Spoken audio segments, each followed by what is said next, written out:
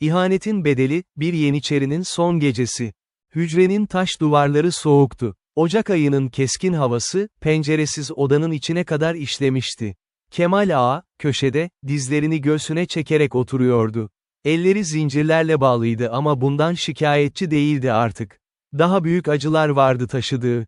Dışarıda, Edirne Sarayı'nın avlusunda nöbetçi Yeniçerilerin adımları duyuluyordu. Her ses, her hareket, Kemal'e zamanın acımasızca aktığını hatırlatıyordu. Şafağa 4 saat vardı. 4 saat sonra, idam sehpasına çıkacaktı. 45 yıllık ömründe, binlerce gün görmüştü. Ama hiçbiri bu gece kadar uzun gelmemişti. Sanki zaman, onu işkence etmek için yavaşlamıştı. Her dakika, 1 saat gibi geçiyordu. Gözlerini kapadı ve geçmişe döndü. Nasıl gelmişti bu noktaya? Yeniçeri Ocağı'nın en sadık askerlerinden biri, en cesur savaşçılarından biri. Şimdi nasıl bir hain olarak, bir ihanet etmiş biri olarak burada bekliyordu idamını? Hikaye çok eskilere dayanıyordu. Belki de baştan anlatmalıydı. Belki de içindeki yükü hafifletmek için, kendi kendine bile olsa, her şeyi baştan anlatmalıydı. "Benim adım Kemal," diye fısıldadı karanlığa. "Ve bu, benim son hikayem." Kemal'in hikayesi, Anadolu'nun küçük bir köyünde başlamıştı. 1565 yılıydı. Sultan Süleyman'ın son yılları. İmparatorluk, en geniş sınırlarına ulaşmıştı ama yaşlı padişah yorgundu artık. O yıl, devşirme memurları köye gelmişti. Kemal, 8 yaşında bir çocuktu. Annesi öldüğünde 5 yaşındaydı, babası da geçen kış hastalanıp gitmişti. Amcasının yanında kalıyordu. Devşirme memurları, köyün meydanında çocukları topladılar. Kemal, diğer çocukların arasında duruyordu. Korkmuş, endişeli ama aynı zamanda meraklıydı. "Sizi İstanbul'a götüreceğiz," demişti memurlardan biri. "Orada eğitim alacaksınız. Padişahın askerleri olacaksınız. Bu bir şereftir, bir ayrıcalıktır." Ama köylüler ağlıyordu. Çünkü biliyorlardı, bu çocukları bir daha görmeyeceklerdi. Devşirme sistemi böyleydi. Çocuklar alınır, İstanbul'a götürülür, Müslüman yapılır ve Yeniçeri olarak yetiştirilirdi. Kemal'in amcası, ona sarıldı. "Güçlü ol, oğlum, bizi unutma, ama yeni hayatına da adapte ol. Bu senin kaderin." "Amca, gitmek istemiyorum," diye ağlamıştı Kemal. "Biliyorum, ama başka çaren yok. Git, öğren, güçlen. Ve bir gün, belki bir şekilde bize dönme fırsatı bulursun." Ama Kemal asla dönmedi. Çünkü İstanbul, onu değiştirdi. Yeni bir insan yaptı onu. İstanbul, Kemal için, hayal bile edemeyeceği bir şehirdi. Muazzam surlar, yüksek kubbeler, kalabalık çarşılar, boğazın maviliği. Her şey büyüleyiciydi. Devşirme çocukları, önce Acemi Ocağı'na yerleştirildi. Burada, İslam'ı öğrenecekler, Türkçe öğrenecekler ve askerlik eğitimi alacaklardı. İlk günler çok zordu. Kemal, kendi dilini konuşamıyordu. Hristiyandı ama artık Müslüman olması bekleniyordu. Ailesi yoktu ama etrafında yüzlerce çocuk vardı. Ama zamanla adapte oldu. Türkçe öğrendi. İslam'ı kabul etti, belki içten içe değil, ama görünüşte. Ve askeri eğitime başladı. Kemal, çok yetenekliydi. Güçlüydü, çevikti, zekiydi. Kılıç kullanmayı hızlı öğrendi. Ok atmada ustalaştı. Güreşte rakiplerini yeniyordu. Eğitmenleri onu fark ettiler. "Bu çocuk özel," dediler. "Büyük bir Yeniçeri olacak." 10 yıl sürdü eğitim. 10 yıl boyunca, Kemal her gün çalıştı, ter döktü, acı çekti. Ama sonunda, 18 yaşında, Yeniçeri Ocağı'na kabul edildi. Tören görkemliydi. Yeni Yeniçeriler, tek tek isimlerinin çağrıldığını duydular. Kemal'in sırası geldiğinde, kalbi hızla çarpıyordu. "Kemal Ağa, ileri çık." İleri çıktı. Başkomutan, ona özel bir başlık taktı, beyaz keçe börk, Yeniçerinin simgesi.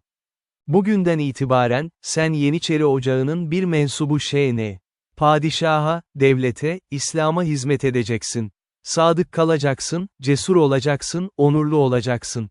Ant iç." Kemal, elini kalbinin üzerine koydu. "Ant içerim, ölümüme kadar sadık kalacağım." O anda, gerçekten inanmıştı bu sözlere. Ama nasıl olmuştu da, 27 yıl sonra, o antı çiğnemiş, ihanet etmiş biri olarak bir hücrede oturuyordu? Yeniçeri olduktan sonra, Kemal'in hayatı savaşlarla doldu. İlk seferi, 1573'te Tunus seferiydi. Genç bir asker olarak, ilk kez gerçek savaşı gördü. Korkunçtu. İnsanlar öldürülüyordu, kan akıyordu, çığlıklar duyuluyordu. Ama Kemal, cesur davrandı. Görevini yaptı. Ve sağ salim geri döndü. Sonraki yıllarda, birçok sefere katıldı. İran seferleri, Lehistan seferleri, Avusturya sınırındaki çatışmalar. Her birinde, Kemal kendini kanıtladı. Bir gün, Eflak'taki bir muharebede, komutanı yaralanmıştı. Düşman askerleri saldırıyordu ve komutanı korumak lazımdı. Kemal, önüne geçti. Tek başına, 5 düşman askeriyle savaştı. İkisini öldürdü, üçünü kaçırdı. Komutanını kurtardı. Bu kahramanlık, onu ünlü yaptı. Terfi ettirildiler, ödüllendirildi. Artık sıradan bir yeniçeri değildi. Onbaşı olmuştu. Yıllar geçtikçe, rütbesi yükseldi. Onbaşıdan çavuşa, çavuştan yüzbaşıya, yüzbaşıdan binbaşıya. Her rütbe, yeni sorumluluklar, yeni meydan okumalar getirdi.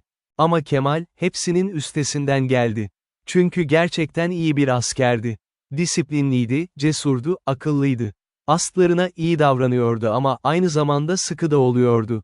1595 yılında, Eğri Kalesi'nin kuşatması sırasında, büyük bir kahramanlık gösterdi. Kalenin surlarını ilk aşanlardan biriydi.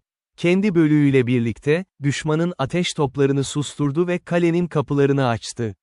Bu zafer, onu Yeniçeri ağası yapmaya yetti. 40 yaşındaydı ve en yüksek rütbelerden birine ulaşmıştı. Kemal Ağa, sen gerçek bir Yeniçerisin, demişti Padişah 3. Mehmet ona, sadık, cesur, onurlu. Böyle adamlara ihtiyacımız var. Kemal, gurur duymuştu. Hayatı, bir devşirme çocuğunun hayatından, bir ağanın hayatına dönüşmüştü. Ama işte o noktada, her şey değişmeye başladı. 1600'lerin başıydı. Osmanlı İmparatorluğu, artık o eski ihtişamlı dönemlerini yaşamıyordu. Sınırlar genişleme durmuştu. Avrupa'da, devletler güçleniyordu. Ekonomik sorunlar artıyordu. Sarayda, entrikalar çoğalmıştı. Padişah 3. Mehmet, zayıf bir liderdi. Gerçek güç, Valide Sultan, Sadrazam ve diğer yüksek rütbeli devlet adamlarındaydı. Yeniçeri ocağı da değişiyordu. Eskiden, sıkı disiplin, sadakat ve cesaret vardı. Ama artık, rüşvet, iltimas, kayırma yaygınlaşmıştı. Bazı Yeniçeriler, askeri görevlerini bırakıp ticaretle uğraşıyordu. Bazıları, politik entrikalarla ilgileniyordu. Kemal, bu değişiklikleri endişeyle izliyordu. Ocak bozuluyor, diye düşünüyordu. Eski değerler yitiriliyor. Bir gün, yakın dostu Hasan Ağa, ona bir sır anlattı. Kemal, sana bir şey söyleyeceğim ama kimseye bahsetmeyeceksin. Söyle, kardeşim. Sarayda bir komplo var. Bazı vezirler, padişahı tahttan indirmeyi planlıyor. Yerine şehzadelerden birini geçirecekler. Kemal şok olmuştu. Bu ihanet. Padişaha haber vermemiz lazım. Ama Hasan başını salladı. Öyle kolay değil. Komplonun içinde çok güçlü insanlar var. Onlara karşı çıkarsak, bizi ortadan kaldırırlar. O zaman ne yapacağız? Bekleyeceğiz. Gelişmeleri izleyeceğiz. Ve doğru zamanda, doğru tarafı seçeceğiz. Bu konuşma, Kemal'in kafasını karıştırdı. Hayatı boyunca, sadakat öğretilmişti ona. Padişaha, devlete, ocağa sadık kalması gerekiyordu. Ama şimdi, komplolar, ihanetler, belirsizlikler vardı. Doğru taraf hangisi, diye sordu kendi kendine. Padişah mı? Komplocular mı? Yoksa ocak mı? Günler geçti. Komplo hakkında daha fazla söylenti duyuldu. Ama hiçbiri kesinleşmedi. Kemal, tedirgin ve kafası karışık bir şekilde beklerdi. Ve sonra, bir gün, beklenmedik bir şey oldu. Kemal, bir akşam konağına dönerken, yolda bir adam yaklaştı. Başı kapalıydı, yüzü görünmüyordu. Kemal Ağa, diye sordu adam alçak sesle. Evet, benim. Kim sen? Önemli değil kim olduğum. Önemli olan, sana bir teklif getirdim. Kemal tetikte oldu. Ne teklifi? Sessiz bir yere gidelim. Burada konuşamayız. Adam, onu yakındaki bir hana götürdü. Üst katta, özel bir odaya girdiler. Orada, başka bir adam daha vardı. Bu adam, daha yaşlı ve daha otoriterdi. Kemal Ağa, hoş geldin, dedi yaşlı adam.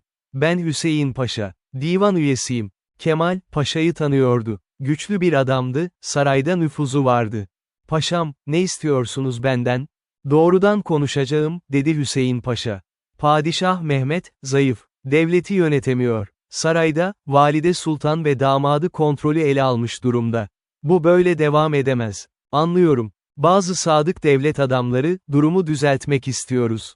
Mehmet'i tahttan indirip, yerine Şehzade Mustafa'yı geçireceğiz. O daha güçlü, daha kararlı. Kemal'in kalbi hızla çarpmaya başladı. İşte komplo, gerçekten vardı. Ama bunun için yardıma ihtiyacımız var, devam etti paşa. Yeniçeri Ocağı'nın desteği şart. Sen, bir ağasın. Senin sözün dinlenir. Bölüğün sana sadık. Eğer sen bize destek verirsen, diğer ağalar da gelir. Benden ne istiyorsunuz? Sadece sessiz kal. Komplo gerçekleştiğinde, müdahale etme. Bölüğünü sakin tut. Ve eğer bazı ağalar seni desteklerini sorarlarsa, onları ikna et. Karşılığında ne alacağım? Hüseyin Paşa gülümsedi. Sen zaten akıllı bir adamsın, Kemal. Yeni padişah tahta çıktığında, seni ödüllendirecek. Belki Yeniçeri ağası olursun. Belki daha yüksek bir makam. Zenginlik, güç, nüfuz. Hepsi senin olabilir. Kemal düşündü. Bu teklifen çekiciydi. Ama aynı zamanda tehlikeliydi. Düşünmem lazım, dedi. Fazla zamanın yok, dedi paşa. 2 gün içinde cevap ver. Aksi takdirde, başkalarına gideceğiz. Kemal, o gece uyuyamadı.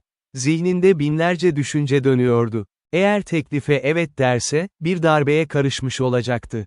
Bu ihanetti. Padişaha ant içmişti, şimdi o antı çiğneyecekti. Ama öte yandan, belki paşa haklıydı. Belki Mehmet gerçekten zayıftı. Belki devlet için daha iyi bir lider gerekiyordu. Ve tabii ki, kişisel çıkarları da vardı. Yeniçeri ağası olmak. Bu rüyasıydı. Güç, zenginlik, itibar. Hepsi önündeydi. Ne yapmalıyım, diye sordu karanlığa. 2 gün boyunca, Kemal hiç rahat edemedi. Görevini yaptı, emirlerini verdi, askerleriyle ilgilendi. Ama zihninin bir köşesinde, sürekli o teklif vardı. 2. gece, tekrar Hasan Ağa ile konuştu. Hasan, sana bir şey soracağım. Dürüst cevap ver. Sor, kardeşim. Hüseyin Paşa sana da teklif yaptı mı? Hasan duraksadı. Sonra başını salladı. Evet, sana da yaptı, değil mi? Evet, ne cevap verdin? Kabul ettim, dedi Hasan. Çünkü başka çare yok. Mehmet'in zamanı doldu. Yeni bir lider lazım. Ama bu ihanet. Hayır, dedi Hasan keskin bir şekilde. İhanet, devletin çökmesini seyretmektir. Biz devleti kurtarmaya çalışıyoruz. Emin misin? Evet. Ve sen de katılmalısın. Çünkü eğer katılmazsan, karşı tarafta olacaksın demektir. Ve o zaman, komplo başarılı olduğunda, sen cezalandırılacaksın. Bu son cümle, Kemal'i sarstı. Doğruydu. Eğer ret ederse, komploya karşı olarak görülecekti. Ve komplo başarılı olursa, o ihanet eden olarak yargılanacaktı. Anlıyorum, dedi Kemal. O halde, cevabım belli. Ertesi gün, Hüseyin Paşa'yla tekrar buluştu. Paşam, kararımı verdim. Kabul ediyorum. Paşa memnun oldu. Akıllı karar, Kemal. Pişman olmayacaksın. Ama bir şartım var, dedi Kemal. Kan dökülmeyecek. Padişah Mehmet'e zarar verilmeyecek. Sadece tahttan indirilecek. Tabii, dedi paşa. Bizim amacımız devleti kurtarmak, intikam almak değil. Ama Kemal, paşanın gözlerinde bir şey gördü. Tereddüt mü, yoksa yalan mı? Emin olamadı. Ne zaman başlayacak, diye sordu. 3 gün sonra, cuma namazı sırasında, padişah Ayasofya'ya gidecek. Biz orada harekete geçeceğiz. Ve böylece, Kemal komplocun bir parçası oldu. Ama içindeki rahatsızlık hiç geçmedi. Cuma günü geldiğinde, İstanbul'da hava germindi. Kemal, bölüğüyle birlikte, görevli yerindeydi. Ayasofya'nın yakınında, sözde güvenlik için konuşlanmıştılardı. Padişah Mehmet, alayıyla birlikte camiye geldi. Halk sevgiyle karşıladı onu. Mehmet zayıf bir lider olabilirdi ama halk onu severdi. Namaz başladı. Kemal, dışarıda bekliyordu. Kalbi hızla çarpıyordu. Ne olacak, diye düşünüyordu. Gerçekten yapacaklar mı? Namaz biterken, komplonun üyeleri harekete geçti. Saray muhafızlarının bazıları, planın içindeydi. Onlar, padişahı izole ettiler. Hüseyin Paşa, yanına yaklaştı. Padişahım, tahttan feragat etmeniz gerekiyor. Yerine Şehzade Mustafa geçecek. Mehmet şaşırmıştı. Bu ne cüret, ben padişahım. Değilsiniz artık, dedi paşa soğuk bir şekilde. Kabul edin, kan dökülmez. Ret ederseniz, zorla alacağız. Mehmet, çevresine baktı. Sadık adamları yoktu. Ya komplocularla birlikteydi ya da izole edilmişlerdi. Buna gücünüz yetmez, dedi ama sesinde kesinlik yoktu. Yeniçeriler bizimle, dedi paşa. Ordunun çoğu bizimle. Seçim sizin, onurlu bir şekilde feragat edin, ya da zorla indirileyin. Mehmet, başını eğdi. Peki, feragat ediyorum. Böylece, darbe başarılı oldu. Mehmet tahttan indi, yerine Mustafa geçirildi. Ama Kemal'in içindeki rahatsızlık büyüdü. Çünkü gördü ki, paşanın sözleri yalandı. Mehmet, sarayda hapsedildi. Bazı sadık adamları, idam edildi. Kan döküldü. Beni kandırdılar, diye düşündü Kemal. Bu, devleti kurtarmak değil, güç mücadelesiydi. Sonraki günlerde, İstanbul karışık bir durumdaydı. Bazıları yeni padişahı alkışladı, bazıları isyan etti. Halk arasında dedikodular yayıldı. Darbe oldu. Mehmet hain değildi, komploya kurban gitti. Yeniçeriler ihanet etti. Kemal, bunları duyunca için kanıyordu. Çünkü o da ihanet edenlerdendi. Vaat edilen ödüller geldi. Kemal, terfi ettirildi, Yeniçeri ağası yapıldı.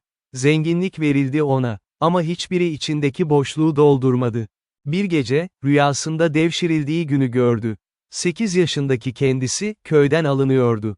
Amcası sarılıyordu ona. Güçlü ol, oğlum. Ama namuslu da ol. Kimseye ihanet etme. Kemal, terleyerek uyandı. İhanet ettim, diye fısıldadı.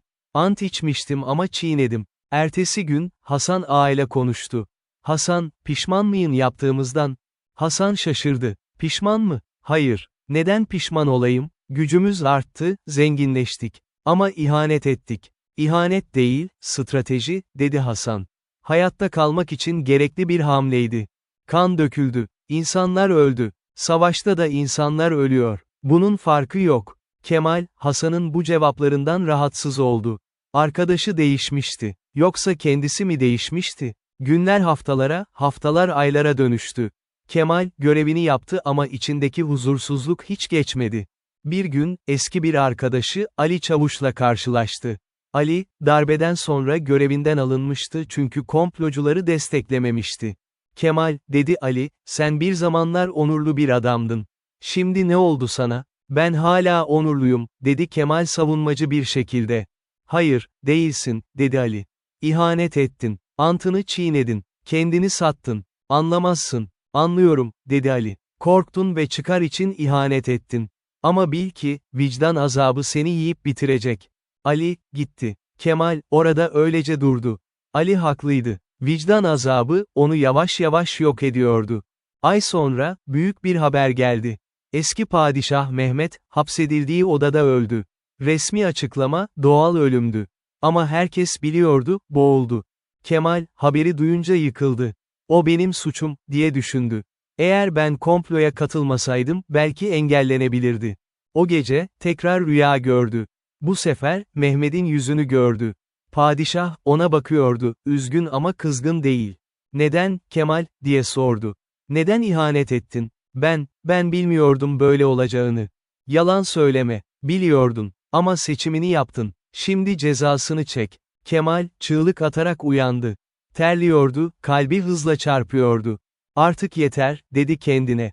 Bu böyle devam edemez. Bir şey yapmalıyım. Ama ne yapabilirdi? Komplocuları ifşa edebilir miydi? Hayır, kendini de mahvetmiş olurdu. Kaçabilir miydi? Hayır, nereye kaçsın? Sonra bir fikir geldi aklına. Belki telafi edebilirdi. Belki yaptığı hatayı, başka bir iyi işle düzeltebilirdi. O sırada, devlette başka bir kriz patlak verdi. Bazı eyaletlerde isyanlar çıktı. Valiler, merkezi otoriteye karşı geliyordu. Yeni padişah Mustafa, bir ordu göndermeye karar verdi. Ve Kemal'i, ordunun başına geçirdi. Kemal Ağa, sen sadık bir adamsın, dedi Mustafa. Sana güveniyorum. Git, isyanı bastır. Devlete sadakatini göster. Kemal, bu görevi bir fırsat olarak gördü. Eğer başarılı olursam, diye düşündü, belki vicdanım biraz rahatlar. Belki yaptığım kötülüğü, bir iyilikle dengelerim. Ve böylece, orduyla birlikte yola çıktı. Sefer, zor geçti. İsyancılar, güçlüydü. Bazı muharebeleri kaybettiler. Ama Kemal, azimle devam etti. Bir gün, bir köyde durdular. Köylüler fakir ve korkmuştu. İsyancılar, burayı da basmış, halka zulmetmişti. Kemal, köylülerle konuştu. Korkmayın, dedi. Biz sizi korumaya geldik. Bir yaşlı adam yaklaştı. Ağam, biz artık kime güveneceğimizi bilmiyoruz. İsyancılar da zalim, padişahın askerleri de. Ben zalim değilim, dedi Kemal. Size söz veriyorum, kimseye zarar gelmeyecek. Ve gerçekten de, sözünü tuttu. Askerlerine sıkı emirler verdi. Köylüye dokunmak yok, yağma yok, zorbalık yok. Askerleri şaşırdı. Ağam, ama savaş bu. Ganimet hakkımız. Hayır, dedi Kemal. Biz devletin askerleriyiz, haydutlar değil. Halkı koruyacağız, ezeceğiz. Bu tavır, halkın gözünde Kemal'in itibarını artırdı. Köylüler, ona bilgi vermeye başladı. İsyancıların nerede olduğunu, kaç kişi olduklarını, planlarını. Bu bilgilerle, Kemal stratejik hamleler yaptı.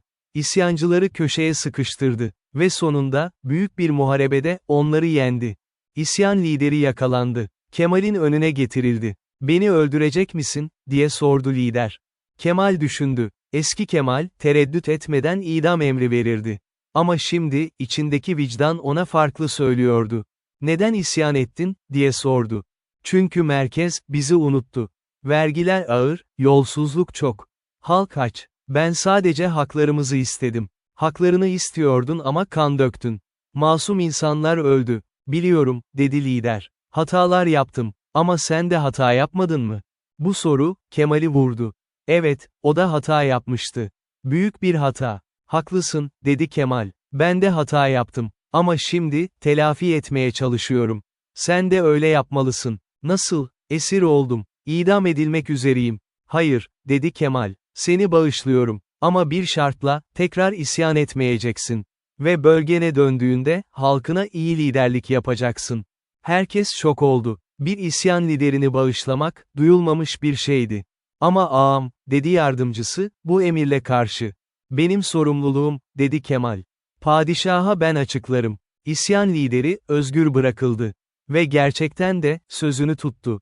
Bölgesine döndü, halkla barıştı. Bu olay, Kemal'in ününü artırdı. Adil Ağa, diye anılmaya başladı. Sefer başarıyla tamamlanınca, Kemal İstanbul'a döndü. Kahramanca karşılandı. Padişah Mustafa, onu kutladı. Kemal Ağa, sen gerçekten sadık bir kulsun. İsyanı bastırdın ve devlete hizmet ettin. Kemal, teşekkür etti ama içindeki boşluk hala vardı. Çünkü biliyordu, bu başarı geçmişindeki ihaneti temizlemiyordu. Bir gün, beklenmedik bir ziyaretçi geldi. Ali Çavuş, eski arkadaşı. Kemal, dedi Ali, seni tebrik etmek istedim. Seferdeki davranışını duydum. Adil ve merhametli davranmışsın. Teşekkür ederim, Ali. Ama hala içimde bir boşluk var. Biliyorum. Çünkü geçmişini değiştiremiyorsun. Ama geleceğini şekillendirebilirsin. Nasıl? Doğru olanı yap. Her zaman. Kolay olmasın bile. Kemal, bu sözleri düşündü. Doğru olanı yapmak. Ama şu anda doğru olan neydi? O sırada, sarayda yeni bir kriz patlak verdi. Komplocuların içindeki bazı kişiler, gücü tamamen ele geçirmek istiyordu. Padişah Mustafa'yı bile kontrol etmeye çalışıyorlardı. Hüseyin Paşa, tekrar Kemal'i çağırdı. Kemal, yeni bir görev var. Nedir, paşam? Bazı, sorumlu kişileri ortadan kaldırmamız gerekiyor. Padişaha çok yakınlar ama aslında devlete zarar veriyorlar. Sen ve bölüğün, onları tutuklayacak. Kimler bunlar? Paşa, bir liste verdi. Kemal, listeye baktığında şok oldu. Çünkü listede, komploya karşı çıkan sadık devlet adamları vardı. İyi insanlar, dürüst insanlar. Bunlar hainler değil ki, dedi Kemal. Öyleler, dedi paşa sert bir şekilde. Bize karşı çıkıyorlar. Devletin işleyişini engelliyorlar. Hayır, dedi Kemal. Siz onları ortadan kaldırmak istiyorsunuz çünkü size rakipler. Paşanın yüzü karardı. Dikkatli ol, Kemal. Ben sana çok şey verdim. Ama aynı hızla alığını da alabilirim. Tehdit mi ediyorsunuz? Gerçek söylüyorum. Ya bizimle olacaksın ya da karşımızda. Seçim senin. Kemal, paşaya baktı. Ve o anda, net bir şekilde gördü. Bu adam, bir devlet adamı değildi. Bir güç tutkunu, bir zorbaydı. Seçimimi yaptım, dedi Kemal. Artık sizinle değilim. Paşadan ayrıldıktan sonra, Kemal ciddi bir kararla karşı karşıyaydı. Artık komplonun karşısındaydı. Ama ne yapacaktı? Ali Çavuş'u buldu. Ali, senin yardımına ihtiyacım var. Söyle, kardeşim. Hüseyin Paşa ve adamları, devleti ele geçirdiler. Padişah Mustafa bile onların kuklası. Birini durdurmamız lazım. Nasıl? Padişaha gerçeği anlatacağım. Komplonun gerçek yüzünü göstereceğim. Belki o zaman, paşayı ve diğerlerini uzaklaştırır. Riskli, dedi Ali. Paşa seni önceden durdurmaya çalışabilir. Biliyorum, ama başka çare yok. İki adam, plan yaptılar. Kemal, padişahla özel görüşme talep edecekti. O sırada Ali ve diğer sadık askerler, dışarıda bekleyeceklerdi. Ertesi gün, Kemal saraya gitti. Ama kapıda durduruldu. Kemal ağa, padişah seni görmeyecek. Neden? Ben Yeniçeri ağasıyım. Emir böyle. Hüseyin Paşa'dan geldi. Kemal, anladı. Paşa, onu izole etmişti. Artık padişaha ulaşamayacaktı. O halde, diye düşündü, zor yolu seçeceğim. Ali'ye döndü. Plan değişiyor. Doğrudan harekete geçeceğiz. Ne demek istiyorsun? Hüseyin Paşa'yı tutuklayacağız. Komplonun diğer üyelerini de. Ve sonra padişaha gerçeği anlatacağız. Bu isyan demek, dedi Ali. Eğer başarısız olursan, idam edilirsin. Biliyorum, dedi Kemal. Ama artık fark etmez. Vicdanımla barışık olmak, hayatta kalmaktan daha önemli. O gece, Kemal ve sadık askerleri harekete geçtiler. Hüseyin Paşa'nın konağını bastılar. Paşa, şok olmuştu. Kemal, ne cüret, tutuklusunuz, paşam. Devlete ihanet, padişahı manipüle etmek, suçsuz insanları öldürtmek. Suçlarınız çok. Ben suçlu değilim. Aksine, devlete hizmet ediyorum. Hayır, dedi Kemal. Kendinize hizmet ediyorsunuz. Ama artık bitti. Paşa ve adamları zinkır vuruldu. Sonra, padişahın huzuruna çıkarıldılar. Mustafa, şaşırmıştı. Kemal, bu ne demek? Paşam tutsaktı. Padişahım, dedi Kemal diz çökerek. Sizi kandırdılar. Hüseyin Paşa ve komplonun diğer üyeleri, eski padişah Mehmet'i tahttan indirdiler. Ama gerçek amaçları, devleti kurtarmak değildi. Güç ele geçirmekti. Bu ağır suçlama, dedi Mustafa. Biliyorum, padişahım. Ve ben de suçluyum. Çünkü ben de komplonun içindeydim. İhanet ettim. Ama şimdi, hatasını telafi etmeye çalışıyorum. Kemal, elindeki belgeleri gösterdi. Komplonun özel yazışmaları, rüşvet kayıtları, cinayet emiterleri. Hepsi oradaydı. Mustafa, belgeler inceledi. Yüzü gittikçe karardı. Sonunda, paşaya döndü. Bu doğru mu? Paşa, cevap vermedi. Cevap ver, diye gürledi Mustafa. Evet, dedi paşa sonunda. Doğru. Ama siz de biliyordunuz, padişahım. Siz de komplonun bir parçasıydınız. Bu söz, Mustafa'yı sarstı. Çünkü doğruydu. O da, tahtı ele geçirmek için komploya katılmıştı. Ben yanlış yaptım, dedi Mustafa sessizce. Ama şimdi, doğru olanı yapacağım. Muhafızlara döndü. Hüseyin Paşa'yı ve diğer komplocuları tutuklayın. Yargılanacaklar. Sonra Kemal'e baktı. Sen ne istiyorsun? Ceza istiyorum, padişahım. Çünkü ben de suçluyum. İhanet ettim. Cezalandırılmalıyım. Mustafa, uzun süre düşündü. Kemal, sen gerçekten ihanet ettin. Ama sonra, telafi etmeye çalıştın. Sefer sırasında adil davrandın. Ve şimdi, komplonu ifşa ettin. Bu sayılmalı. Hayır, padişahım, dedi Kemal. Hiçbir iyi iş, ihanetin suçunu silmez. Cezamı kabul ediyorum. Mustafa başını salladı. Peki, yargılanacaksın. Mahkeme karar verecek. Yargılama, büyük bir olaydı. Hüseyin Paşa, diğer komplocular ve Kemal, hepsi mahkeme önüne çıktılar. Paşa ve adamları, suçlarını reddettiler. Kemal ise her şeyi itiraf etti. Evet, ben komploya katıldım. Padişah Mehmet'e ihanet ettim. Antımı çiğnedim. Bütün bunlar doğru. Neden yaptın, diye sordu kadı. Korktum. Ve çıkar gördüm. Ama sonra, vicdanım rahat vermedi. Ve telafi etmeye karar verdim. Telafi, suçu silmez. Biliyorum. O yüzden cezamı bekliyorum. Mahkeme, günlerce sürdü. Tanıklar dinlendi, belgeler incelendi. Sonunda, karar verildi. Hüseyin Paşa ve komplonun ana liderleri, idam. Diğer üyeler, sürgün veya hapis. Kemal, idam. Karar açıklandığında, bazı insanlar itiraz etti. Ama Kemal telafi etmeye çalıştı. Bağışlanmalı. Ama mahkeme kararlıydı. Telafi övgüye değer. Ama ihanet, ihanettir. Ceza değişmez. Kemal, kararı sessizce kabul etti. İçinde bir huzur vardı. Sonunda, hesaplaşma zamanı gelmişti. Ali Çavuş, onu zindanda ziyaret etti. Kemal, üzgünüm. Senin için mücadele edebilirim, padişahtan af isteyebilirim. Hayır, Ali, dedi Kemal. Bunu kabul ediyorum. Hatta, bir nebze rahatladım. Vicdan azabımı sonunda ödeyeceğim. Ama sen iyi şeyler de yaptın. Biliyorum. Ama kötü yaptığım o kadar büyüktü ki, iyiler onu örtemedi. Belki öbür dünyada, Allah affederse, huzur bulurum. Ve işte şimdi, buradaydı. İdam sehpasına çıkmaya birkaç saat kalmıştı. Kemal, hayatını düşünüyordu. Devşirme bir çocuktan, Yeniçeri ağasına kadar. Ne yolculuk geçirmişti. Zaferler, yenilgiler, sevinçler, acılar.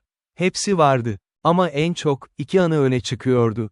Birinci anı, o gün, Hüseyin Paşa'nın teklifini kabul ettiğinde. O an, hayatının dönüm noktasıydı. Eğer o gün reddetseydi, şimdi burada olmazdı. Belki sıradan bir hayat yaşardı, ama onurlu bir hayat. İkinci anı, isyan liderini affettiği gün. O gün, içindeki eski Kemal'i geri bulmuştu. Adalet, merhamet, insanlık. Bunlar hala içindeydi. Keşke, diye düşündü, o ikinci anı, birinciden önce gelseydi. Keşke komploya katılmadan önce, vicdanımı dinleseydim. Ama geçmiş değişmezdi. Sadece ondan ders alınabilirdi. Hücrenin kapısı açıldı. İmam içeri girdi. Kemal ağa, son namazını kılmak ister misin? Evet, efendim. Abdest aldı. Namaz kıldı. Ve dua etti. Allah'ım, günahkarım. İhanet ettim, yalan söyledim, kötülük yaptım. Ama pişmanım. Lütfen affet beni. Ve yaptığım iyi şeyleri de kabul et. Belki onlar, günahlarımı hafifletir. Namaz bitince, imam ona döndü. Kemal, son bir temen var mı? Evet, bir mektup yazmak istiyorum. Gelecek kuşaklara. İmam, kağıt ve kalem getirdi. Kemal, titreyerek ama kararlı bir şekilde yazmaya başladı. Benim adım Kemal. Bu satırları yazarken, idama birkaç saat kalmış durumda bekliyorum. Yakında ölecek ve belki unutulacağım. Ama en azından, hikayemi anlatmak, belki bir ders bırakmak istiyorum. Ben, bir devşirme çocuğuydum. Ailemden alındım, yeni bir dünyaya getirildim. Yeniçeri yaptılar beni. Ve ben, sadık bir asker oldum. Ya da öyle olduğumu sandım. Ama bir gün, bir tercih yapmak zorunda kaldım. Korku ve çıkar mı, yoksa onur ve sadakat mi? Ne yazık ki yanlış seçimi yaptım. İhanet ettim. O günden sonra, hayatım hiç eskisi gibi olmadı. Güç kazandım, zenginleştim ama huzuru kaybettim. Vicdanım rahat vermedi. Sonra, telafi etmeye çalıştım. İyi işler yaptım, adil davrandım, insanlara yardım ettim. Ama bunlar, geçmişteki suçumu silmedi. Ve şimdi, cezamı çekeceğim. Korkmuyorum. Hatta, bir nebze rahatım. Çünkü sonunda, hesabı ödeyeceğim. Ama size, bu satırları okuyan size, bir şeyler söylemek istiyorum. Birincisi, sadakat, her şeyden önemlidir. Sözünü tut, antına sadık kal. Çünkü bir kez ihanet edersen, kendini asla affedemezsin. İkincisi, korku ve çıkar, en büyük düşmanlardır. Onlar seni kandırır, yanlış yola iter. Onlara karşı güçlü ol. Üçüncüsü, telafi mümkündür. Hata yaptıysan, düzeltmeye çalış. Geçmişi değiştiremezsin ama geleceği şekillendirebilirsin. Dördüncüsü, vicdan, en iyi kılavuzdur. Onu dinle. Çünkü o, seni asla yanlış yönlendirmez. Ve son olarak, her insanın içinde hem iyilik hem kötülük vardır. Hangi tarafın kazanacağı, senin seçimlerin bağlı. Akıllıca seç. Ben, yanlış seçtim. Ama belki siz, benim hatalarımdan ders alır, daha iyi seçimler yaparsınız. Allah'a emanet olun. Kemal. Mektubu bitirdiğinde, gözleri yaşlarla doluydu. İmama uzattı. Lütfen bunu saklayın. Belki bir gün, birileri okur. İmam, mektubu aldı. Merak etme, Kemal. Saklayacağım. Ve insanlar okuyacak. Nihayet, şafak söktü. Doğunun ufkunda, kırmızı turuncu ışıklar belirdi. Yeni bir gün başlıyordu. Ama Kemal için, son gün. Muhafızlar geldi. Kemal ağa, vakit geldi. Kemal ayağa kalktı. Zincirleri kaldırıldı. Hücreden çıktı. Dışarıda, halk toplanmıştı. Bazıları ona bağırıyordu, hain, ihanet eden, bazıları ise sessizce bakıyordu, belki acıyarak. Kemal, sehpaya doğru yürüdü. Adımları yavaştı ama kararlıydı. Başı dik, omuzları gergindi. Ölse de, onurlu ölecekti. Sehpaya çıktı. Cellat, yanında duruyordu. Kemal, ona baktı. Çabuk yap, dostum. Acı çektirme. Cellat başını salladı. Merak etme. Tek hamlede bitecek. Kemal, son bir kez etrafına baktı.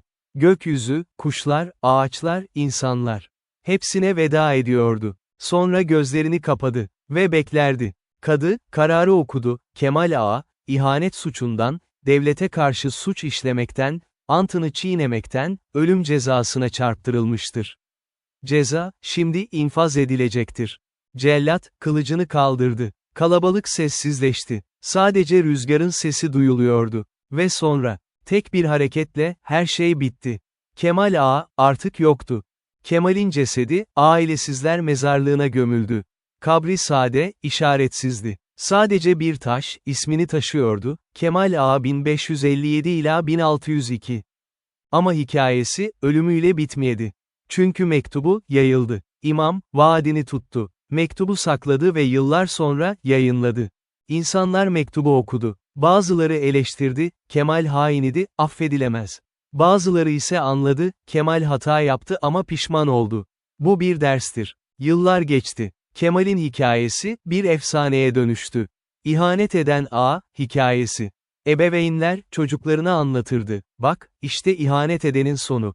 Sadakat çok önemli. Askerler, yemin törenlerinde Kemal'in hikayesini hatırlardı. Antınıza sadık kalın. Yoksa Kemal gibi olursunuz. Ve böylece, Kemal ölmüş olsa da, mesajı yaşamaya devam etti. Yüzyılda, bir tarihçi, eski arşivleri karıştırırken Kemal'in mektubunu buldu. Şaşırdı. Bu inanılmaz. 400 yıl önce yazılmış bir itiraf mektubu. Mektubu yayınladı. Kitaplar yazıldı, belgeseller çekildi. Kemal Ağa, İhanet ve Pişmanlık adlı bir film bile yapıldı. İnsanlar, Kemal'in hikayesinde kendilerini buldular. Çünkü herkes bir noktada, yanlış seçimler yapmıştır. Herkes, telafi etmeye çalışmıştır. Bir üniversitede, etik dersi sırasında, Profesör Kemal'in hikayesini anlattı. Bakın, dedi, Kemal'in hikayesi, evrensel bir ders içeriyor. İnsan, hata yapar. Ama önemli olan, o hatayı nasıl karşıladığıdır. Bazıları, hatayı inkar eder. Bazıları, başkalarını suçlar. Ama Kemal, sorumluluğu üstlendi. İtiraf etti, telafi etmeye çalıştı ve sonunda cezasını kabul etti. Bu cesaret ister. Hem kötülük yapmak kolay, hem de affedilmeyi beklemek kolay.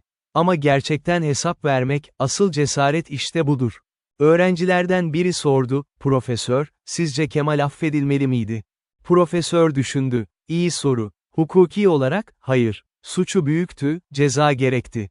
Ama ahlaki olarak, belki Allah affetti. Belki pişmanlığı, bir nebze hafifletmiştir günahını.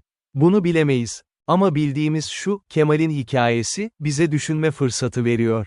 Sadakat, onur, vicdan, sorumluluk. Bunların değerini hatırlatıyor. Aynı dönemde, genç bir asker, Kemal'in mezarını ziyaret etmeye karar verdi. İsmi Mehmet'ti ve orduya yeni katılmıştı. Eski mezarlığı buldu. Yıllardır bakılmamıştı ama Kemal'in taşı hala duruyordu. Mehmet, mezarın başında durdu. Kemal Ağa, dedi, ben senin hikayeni okudum.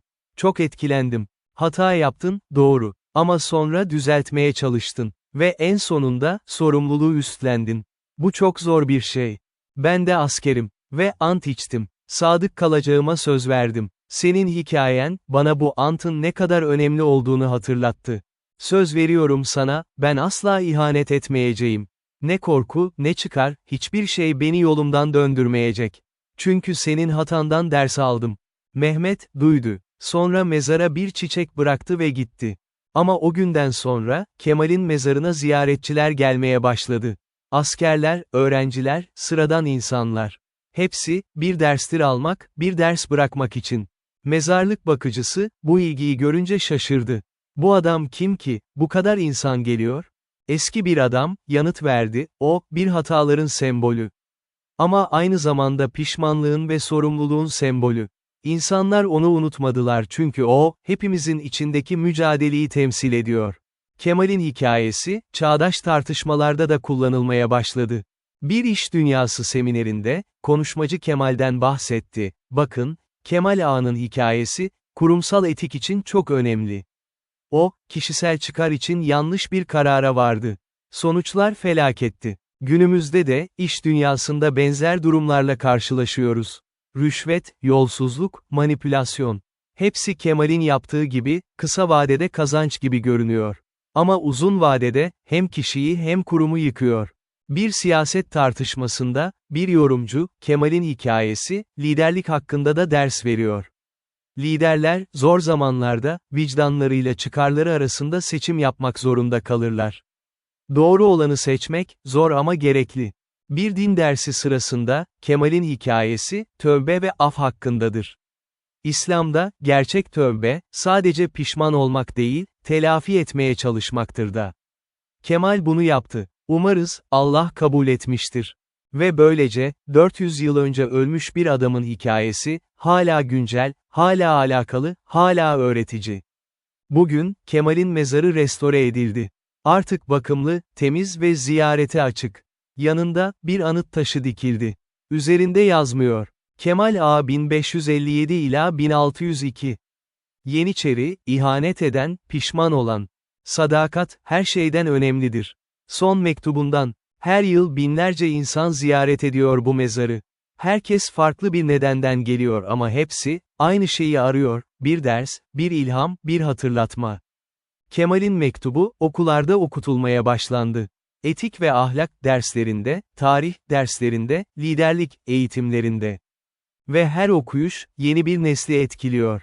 Bir çocuk, mektubu okuduktan sonra annesine sordu, "Anne, Kemal Ağa kötü bir adam mıydı?" Anne düşündü. Kötü şeyler yaptı, evet. Ama sonra iyi olmaya çalıştı. Yani hem kötü hem iyi. Tıpkı hepimiz gibi. Peki biz ne yapmalıyız? İyi olmaya çalışmalıyız, oğlum. Ve eğer hata yaparsak, Kemal gibi, telafi etmeye çalışmalıyız. Kaçmamalıyız sorumluluğumuzdan. Bu basit ama derin bir derstir. Ve Kemal'in mirası, işte budur. Kemal Ağa, 1602 yılının o soğuk Şubat sabahında öldü. 45 yıllık ömründe, çok şey yaşadı. Zaferler, yenilgiler, onur, utanç, sadakat, ihanet. Ama en önemlisi, son seçimi. Kaçabilirdi, yalan söyleyebilirdi, başkalarını suçlayabilirdi. Ama yapmadı. Sorumluluğu üstlendi. Ve cezasını kabul etti. Bu, onu bir kahraman yapmadı. Ama onu, tamamen bir kötü adam olmaktan çıkardı. Ortada bir yere koydu. İyi ve kötü arasında. Tıpkı hepimiz gibi. Ve işte bu yüzden, hikayesi unutulmadı. Çünkü o, biziz. Hepimiz, bir noktada Kemal gibiyiz. Hatalar yaparız. Günah işleriz. Yanlış tercihler yaparız. Ama sonra ne yaparız? İşte asıl soru bu. Kemal, telafi etmeye çalıştı. Sorumluluğu üstlendi. Ve hesabı ödedi. Belki biz de, onun gibi olabiliriz. Hatalarımızı kabul edip, telafi edip, sorumluluğu üstlenebiliriz. Bu, kolay değil. Kemal için de kolay değildi. Son gecesinde, o soğuk hücrede, yalnız ve korkmuş, ölümü beklerken. Kolay değildi. Ama yaptı. Ve bu cesaret, tarih sayfalarında kalacak kadar değerliydi. İhanetin bedeli, ağırdı. Kemal, hayatıyla ödedi. Ama öderken, bir ders bıraktı. Ve bu ders, yüzyıllardır yankılanıyor. Sadakat, her şeyden önemlidir. İhanet etme. Ama eğer ettiysen, sorumluluk al ve telafi et. Çünkü ancak o zaman, vicdanınla barışırsın. İşte Kemal Ağa'nın mirası budur. İşte bir Yeniçerinin son gecesinin ölümsüz dersi budur. Son.